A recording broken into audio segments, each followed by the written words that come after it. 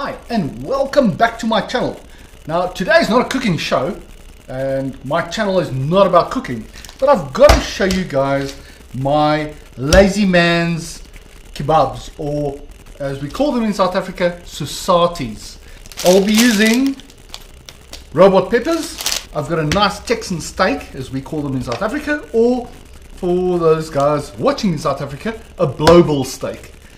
I will also be using nice Wellington's steakhouse sauce, very sharp knife, or because I'm lazy, I'm not going to use a knife. I use a nice pair of scissors.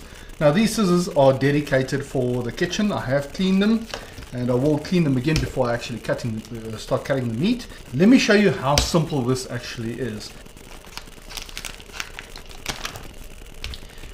Now, why do I prefer a blowball steak or a Texan steak? This steak has already been in a marinade, so it's been softened, and it is pretty much, in my opinion, the perfect type of meat for a kebab. If there is a bone, you just cut off. Now you might want to keep some plates handy, one for your offcuts which you are not going to need, and one for your cuts of meat which you are going to be using. I'll go through any kind of meat and see where parts are which I do not want to use, like that fat is too much. Some people do like fat, but in my case I don't like too much fat. Or sinew. Now here you can see this is a piece of sinew, so we just cut that out.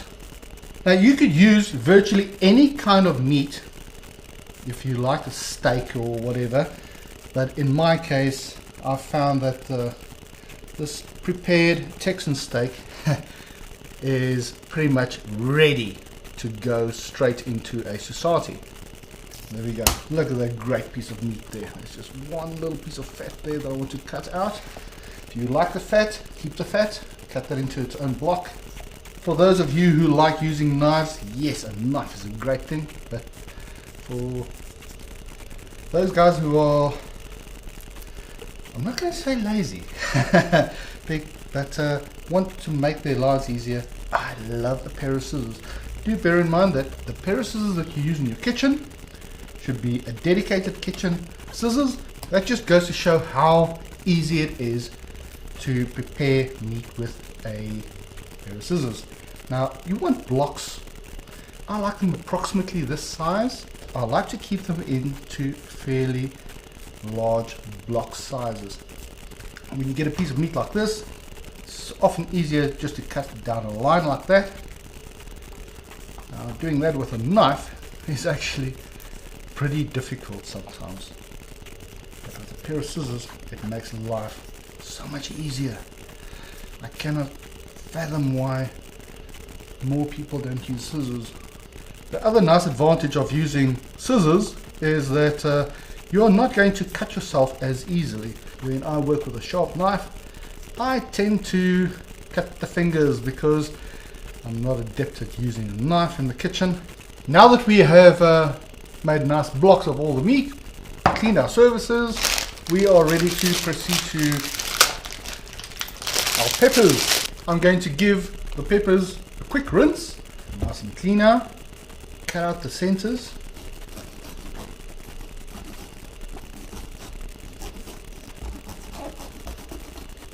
There you go, that way. And this part, now every person has their own way of cutting open a pepper. This is just my way. I like it. I don't like too much of the centers. I want the skin. And I just push that in until it breaks, and then I cut it up on this side and cut it up on that side, and then that actually comes out pretty nicely without missing too much seed on the inside. There we go. Push that in, that down until it opens, and pick a side and just cut that and it opens. There you go. Doesn't waste too much seed and crap on the inside. We have our 3 peppers. Next step is going to be to cut these into blocks. Now this is all up to you. Depends on how big you like your blocks. I like my squares approximately 1.5 centimeters in size. That would be about 1 inch square. There you go. I like big pieces like that. There you go. Nice colors. They call these robot peppers. Now another thing we call robots is traffic lights. In South Africa we actually call a traffic light a robot.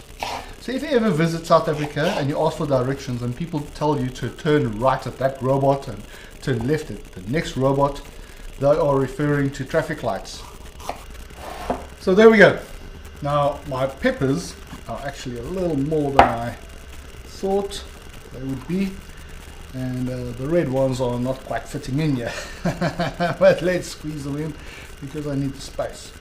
Now if you're going to make Sosaties, you should soak your skewers or Sosati sticks in water for preferably overnight if you can, or minimum 30 minutes. The reason is when you put these onto a braai, or we call barbecue in South Africa, we call that a braai. And the reason you want them soaked is to prevent them from burning to a crisp and blackening completely. So now we're going to assemble the Sosati. And we start with one skewer. Pop out a couple of these because I like to get a variety of colors. I like to start with a pepper, a piece of meat, skewer it all the way through, another pepper. Now yeah, I'm going to try and go pretty random. How many pieces of meat? I don't care, depends on you. I like to keep a bit of a stick on each side, or skewer, just so it's nice and easy to handle. And that is it. So you're going to continue skewering meat, alternating with a pepper, or whatever you like. You can put various other things, but don't pack it too tight. You want space for your heat, your braai. So don't pack them all the way onto each other. Just pack it nicely that you have some space for the heat from your braai to get into the meat, and also the peppers or whatever you have chosen to put in between. Peppers work nicely for me. I like peppers. And you can see we actually managed to get quite a bit out of there.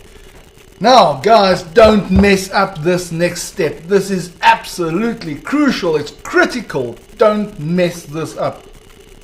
I'm kidding. It's simple. You are welcome to use anything you like. Any sauce, your favorite sauce. I just like this Wellington's Steakhouse sauce because it's not sugar rich and works perfectly for Sosaties. And I do recommend you watch the type of sauce that you use, that it does not contain too much sugar.